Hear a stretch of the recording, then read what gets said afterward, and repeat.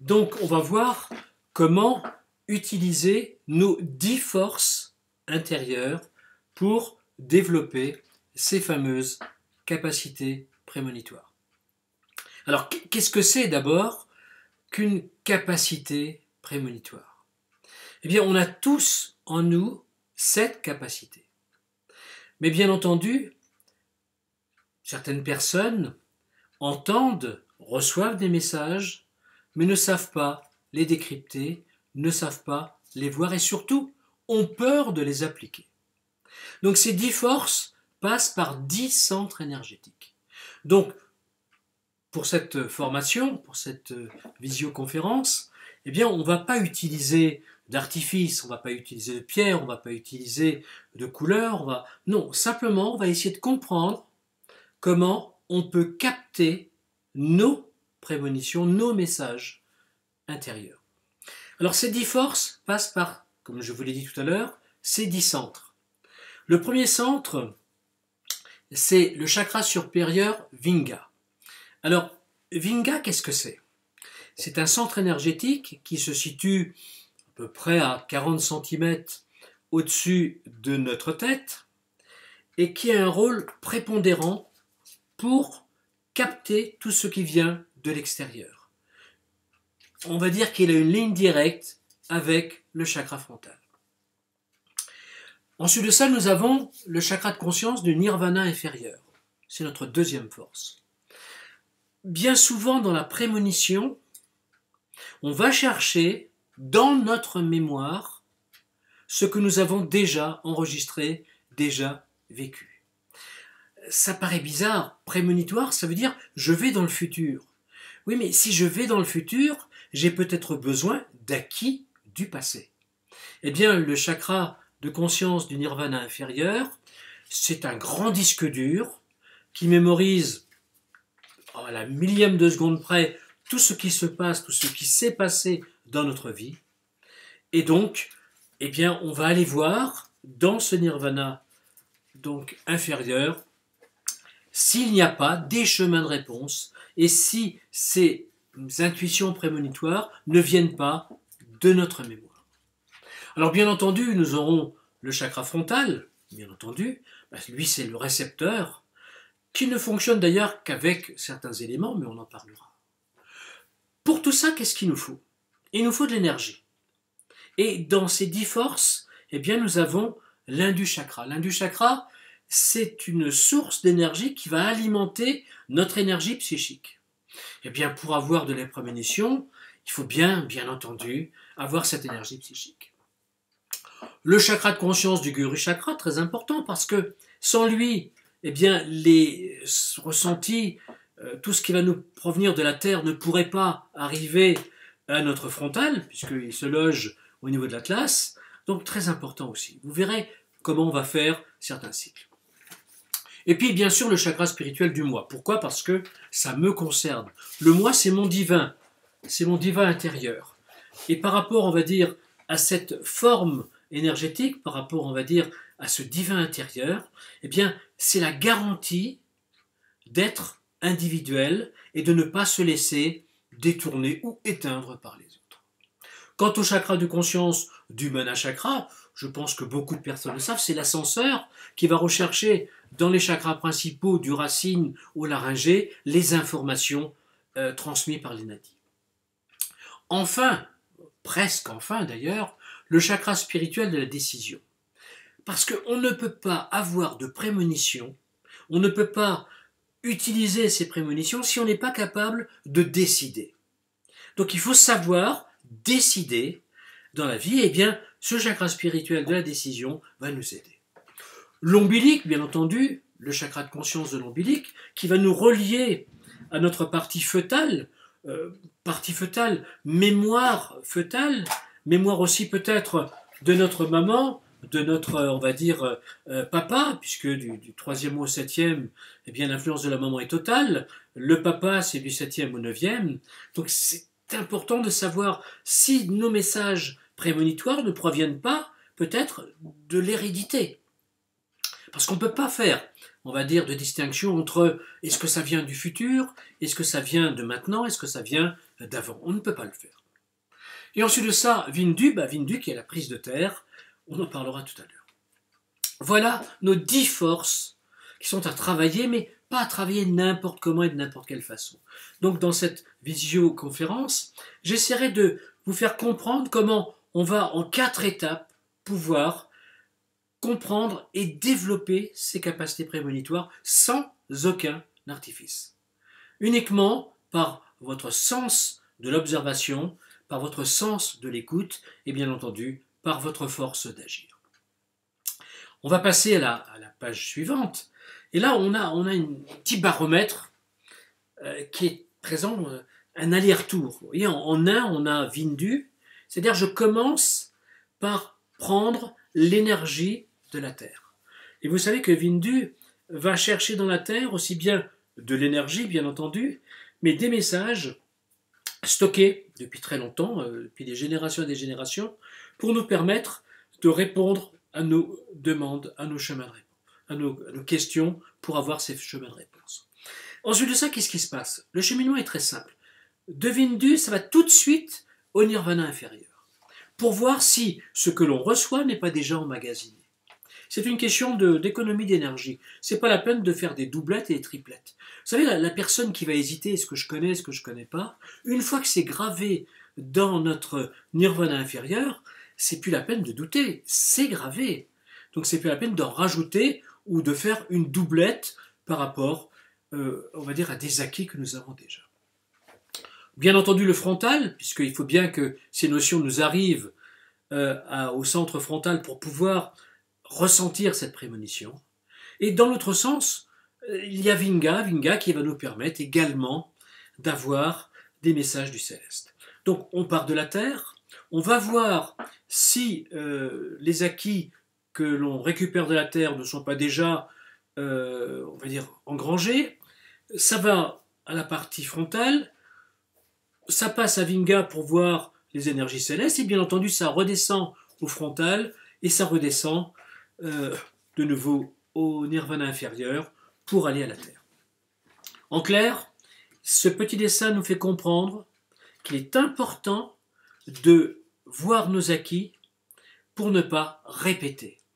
Eh bien, quand on sait se servir de ces acquis parce qu'on a une demande, on gagne de l'énergie et surtout, on permet à Vindu et à Vinga de nous apporter ce que nous n'avons pas et non pas ce que nous avons déjà. Et dans la prémonition, ça permet de faire le tri. On appelle ça de l'ouverture d'esprit et du gain d'énergie. Donc ça, c'est la première forme, la première méthode. On va voir maintenant un petit losange important, et c'est là qu'il faudra travailler. Il faudra que peut-être vous recherchiez, vous essayez de comprendre comment ça peut fonctionner. C'est quelque chose d'assez puissant, ce petit losange. Regardez, le numéro 1, c'est bien entendu notre nirvana inférieur. Celui qui stocke, celui qui a des acquis. Quand on sait les acquis qu'on dispose, on peut prendre des décisions. Et c'est pour ça que une partie de la connaissance, mais surtout une partie des énergies du nirvana inférieur, va aller au chakra spirituel de la décision pour nous permettre de prendre des décisions.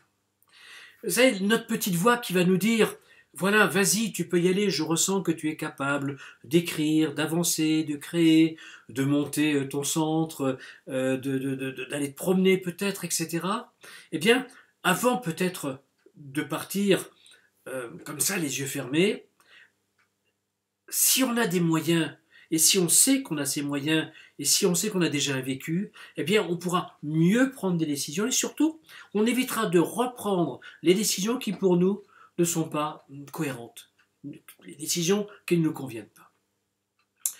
Et qu'est-ce qui va se passer après? Eh bien, tout ça, ça va au chakra frontal. Alors, le chakra frontal, il a plusieurs fonctions. Bien entendu, c'est lui qui va nous permettre d'être dans l'ouverture. On dit bien, quand on a le chakra frontal d'ouvert, on a, on va dire, la voyance, la prémonition, etc. C'est sûr, c'est vrai, ou la médiumnité. Mais il a un autre but, ce chakra frontal. celui de vous permettre de voir en vous ce que vous pouvez faire avec les conseils qu'il peut vous donner. Alors, vous voyez que ça, c'est une notion un petit peu complémentaire. De voir en vous les conseils, il va vous donner vraiment en vous pour voir si vous avez les capacités, si vous êtes prêt.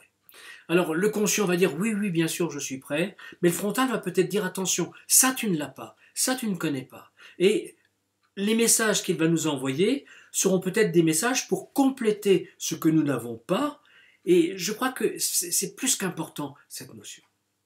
Et c'est pour ça qu'il va le chercher dans la partie ombilique, c'est-à-dire, il va chercher dans notre hérédité. La prémonition passe toujours par un passage dans l'hérédité pour voir s'il n'y a pas des dons héréditaires que l'on pourrait se servir ou des choses héréditaires qui ne seraient pas à faire. Vous voyez, c'est un petit peu, on va dire, quelque chose de nouveau pour vous, ce chakra frontal qui va d'abord voir ce qu'il faut vraiment en nous avant de nous transmettre des messages un petit peu complémentaires, un petit peu prémonitoires. Alors, c'est vrai qu'il serait bon pour vous d'abord de prendre une petite feuille de papier tout à l'heure et de noter dans votre projet, puisque bien entendu il faut toujours avoir un projet, de noter quels sont les acquis que vous avez. Et en fonction des acquis, prenez la décision des moyens qu'il va vous falloir. Quand cette notion est consciemment mise en place, votre frontal va justement se dire, eh bien voilà, il a tel acquis, il lui faut tel moyen. Je vais le conseiller par rapport aux moyens qu'il lui faut, comment il peut obtenir ces moyens. Et que on est dans une sorte d'autre vue de ce frontal, une vue parallèle qui est importante parce que si on a des prémonitions, mais qu'on n'a pas les moyens de le faire, ou qu'on n'a pas besoin d'appliquer ce que l'on ressent, c'est pas la peine d'avoir des prémonitions. Et le fait d'aller voir dans l'hérédité si on a des facilités ou si on a des freins, c'est quelque chose de très très important. Donc vous voyez que là on va se retrouver avec un losange qui va nous donner 4 forces, celui du nirvana inférieur, la mémoire, celui de pouvoir prendre des décisions, le chakra donc spirituel de la décision, le frontal pour voir qu'est-ce qu'il va nous donner comme conseil, et puis bien entendu l'ombilique pour aller voir dans l'hérédité si je continue un don, si je réveille un don, ou si c'est quelque chose de vraiment nouveau. On va passer à la troisième utilité qui est importante, ce que j'appellerais un petit peu la pyramide qui est en nous. Tout à l'heure on avait un losange, maintenant une petite pyramide, avec au centre bien entendu le chakra principal, le frontal, parce que c'est lui qui va recevoir un petit peu toutes les informations. Mais j'essaie de vous montrer un petit peu un circuit qui est important pour pouvoir appliquer, recevoir, entendre et surtout ne plus avoir peur de ces prémonitions. Bien souvent, une prémonition peut venir justement par une demande, mais peut venir d'une façon très intuitive. Donc elle va d'abord venir par votre intérieur. C'est-à-dire que inconsciemment, vous allez chercher quelque chose de profond, le conscient ne le sait pas encore, eh bien, tout part du chakra spirituel du moi. C'est-à-dire celui qui connaît une grande partie de votre chemin de vie. Alors chemin de vie avec un grand C et vie avec un grand V. C'est important. Pourquoi ? Parce que cette sorte de pyramide qu'on va voir, qu'on est en train d'un petit peu de regarder, d'élucider, ben ça passe d'abord par ce que vous devez faire dans votre vie. Alors vous allez me dire, un chemin de vie, qu'est-ce que c'est ? Ben, comme je dis toujours, ça peut être une maladie, ça peut être une grande joie, on ne sait pas ce que c'est que le chemin de vie, mais le chakra spirituel du moi, lui, le sait. Donc ça part de ce chakra spirituel. Et bien entendu, une fois qu'on est orienté, eh bien, chakra spirituel de la décision. Vous voyez qu'on est toujours dans la partie action. Je me décide. Je me décide malgré l'hérédité. Parce qu'ici, on va donc au chakra de l'ombilic qui nous relie à l'hérédité. Donc, malgré l'hérédité ou à cause de l'hérédité, je me décide d'avancer, je me décide d'écouter les conseils de mon frontal.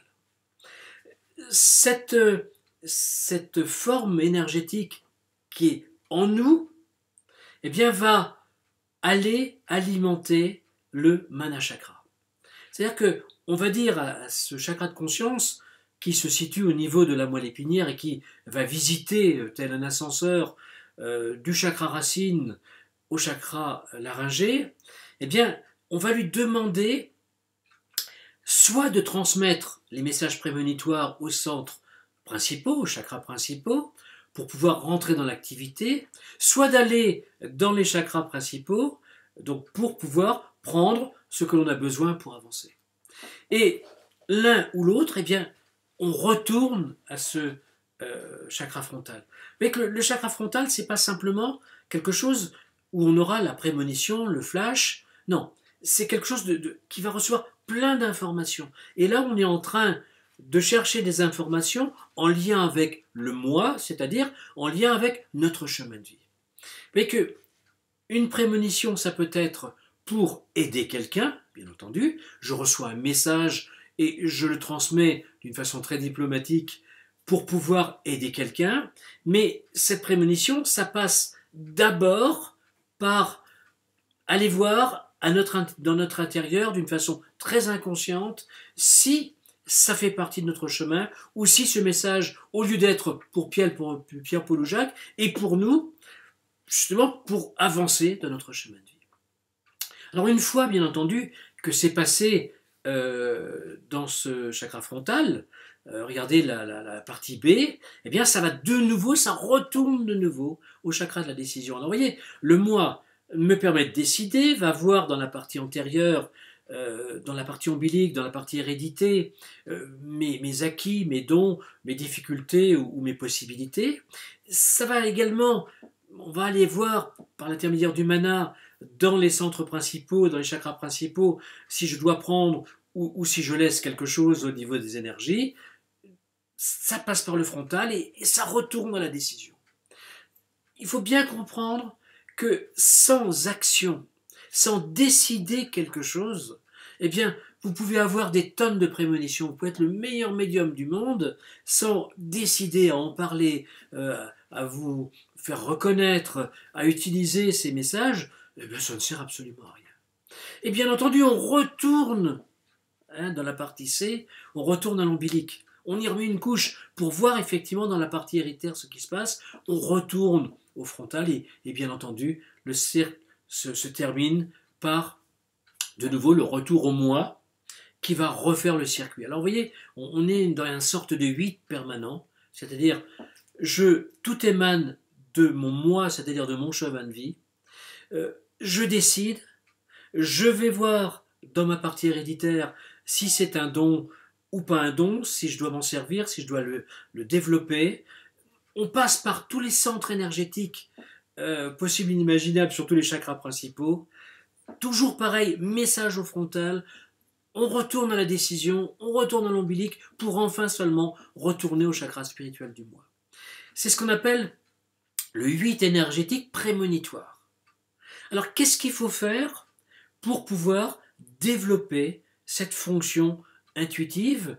Et vous remarquerez que dans ces 5 centres énergétiques qui sont représentés sur cette pyramide, il n'y en a qu'un seul qui nous concerne vraiment consciemment, c'est le chakra spirituel de la décision. C'est lui, effectivement, qui va me permettre de décider quelque chose.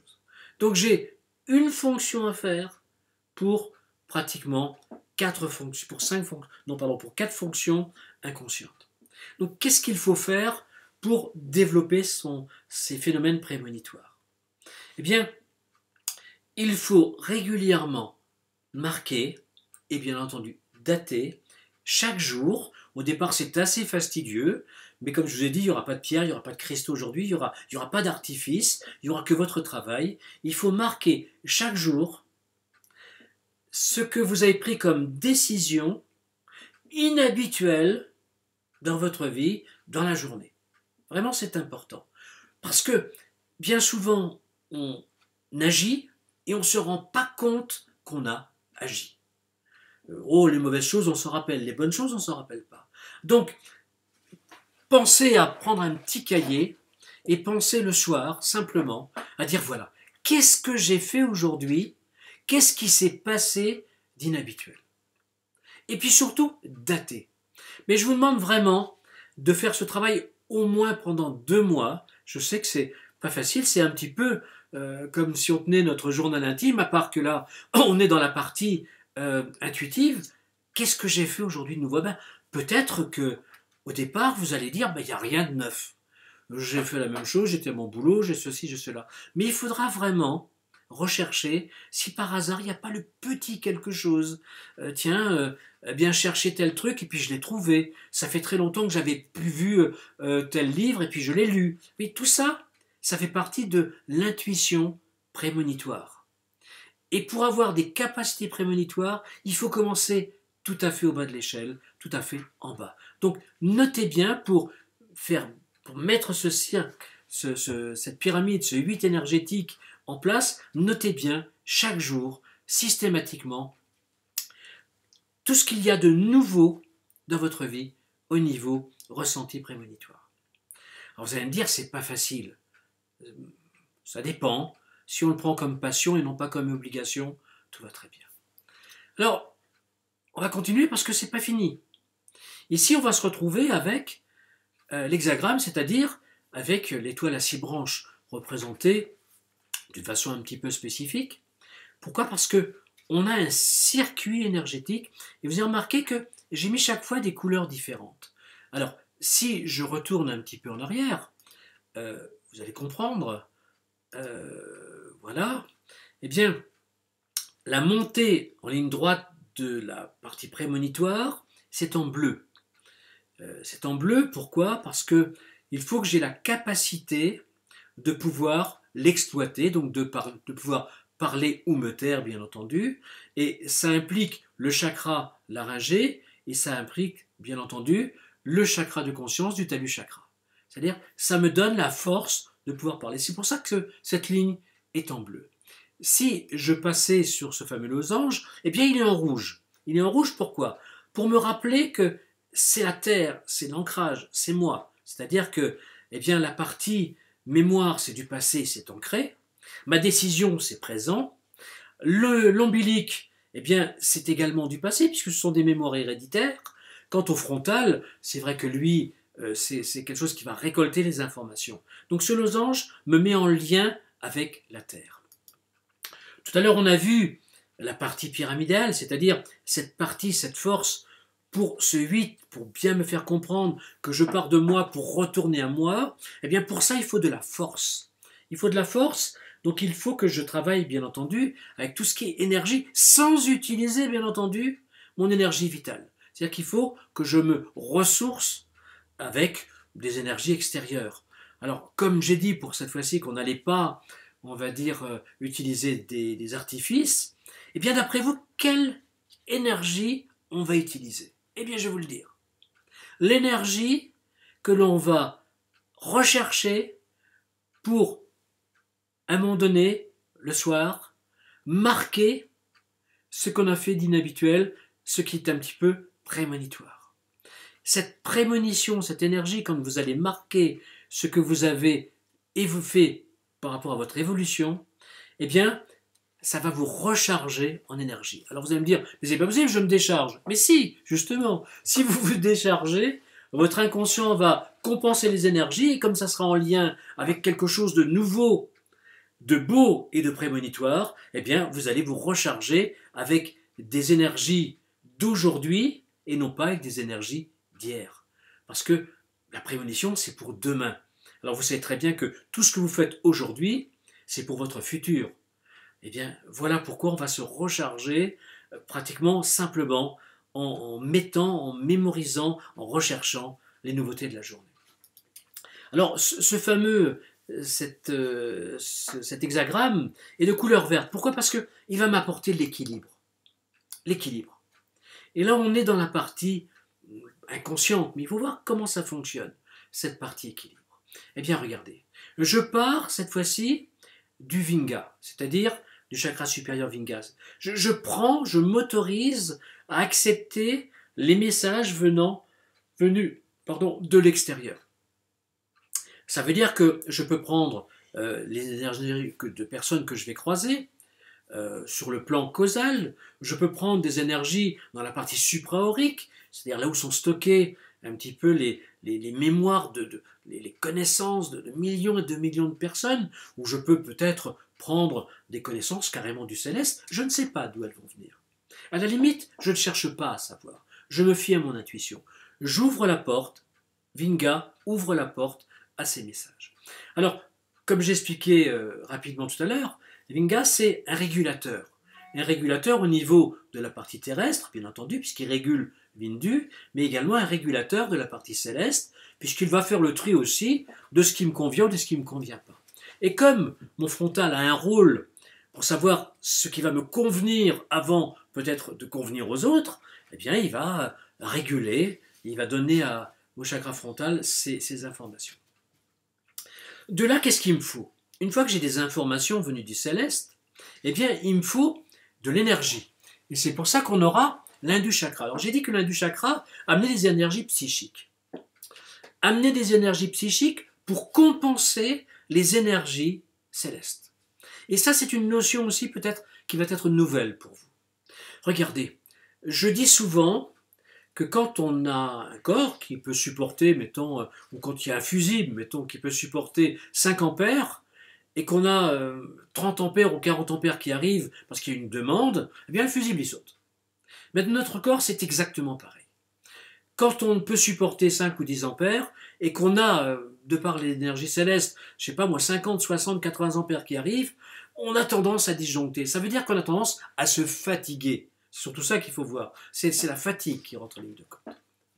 Alors, ici, cette énergie psychique, pour une fois, eh bien, va être utilisée pour compenser, c'est-à-dire, ça va faire un écho entre l'énergie céleste que je vais recevoir de Vinga, et ça va réguler cette énergie.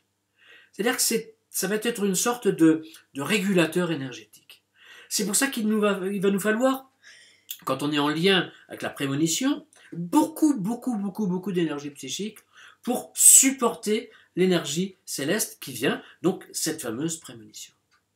Je ne peux pas maintenant vous dire comment se ressourcer, comment énergiser la partie donc du chakra, mais j'en toucherai un mot quand même tout à l'heure s'il y a des questions à poser.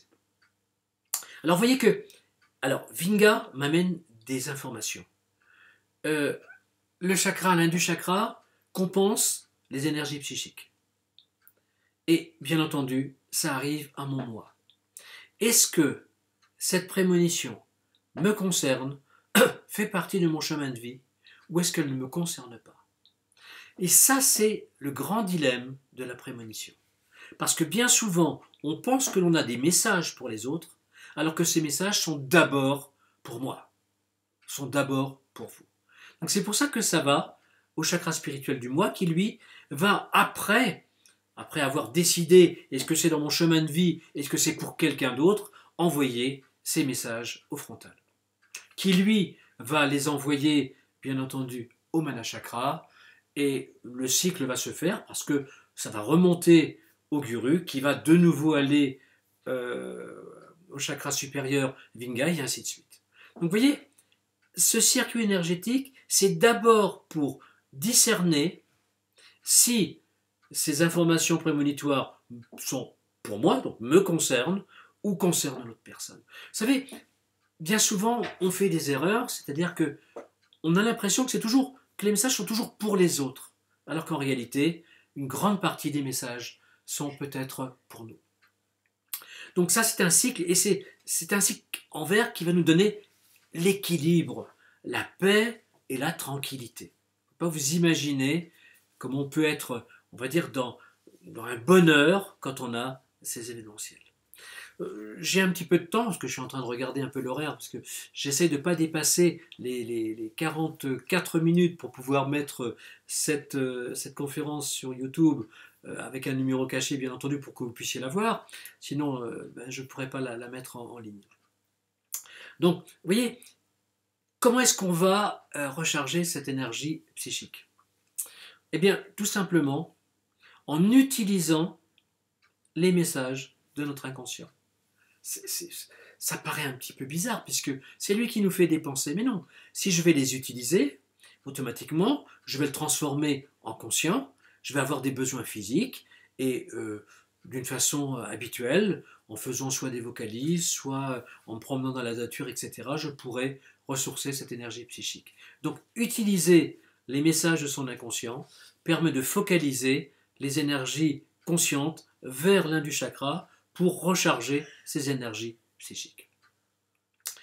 Qu'est-ce qui va se passer maintenant au niveau de la partie vibratoire? Eh bien, si on regarde bien, si je fais l'addition de ces 4 éléments que je vous ai expliqués, eh bien, qu'est-ce que ça donne? Ça nous donne le séphiroth énergétique.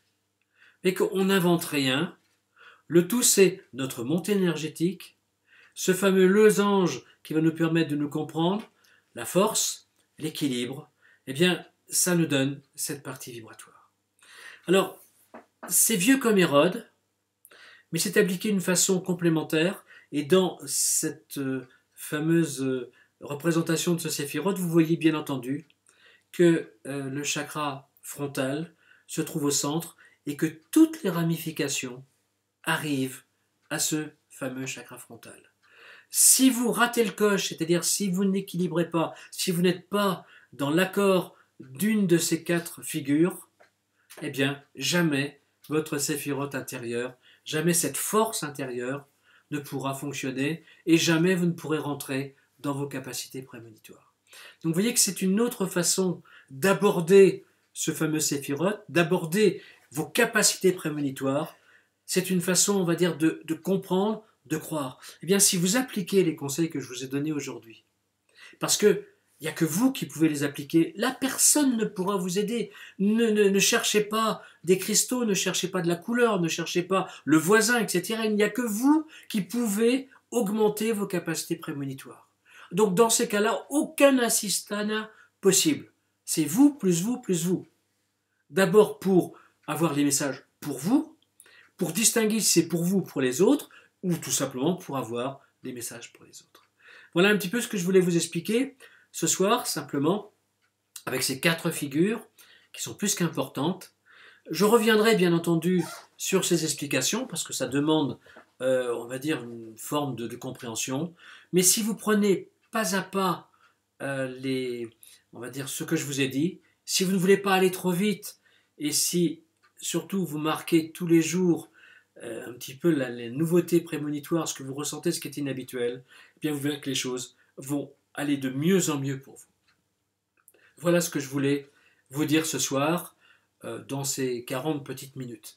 Alors, il est important de savoir aussi, bien entendu, que cette visioconférence sera mise en ligne.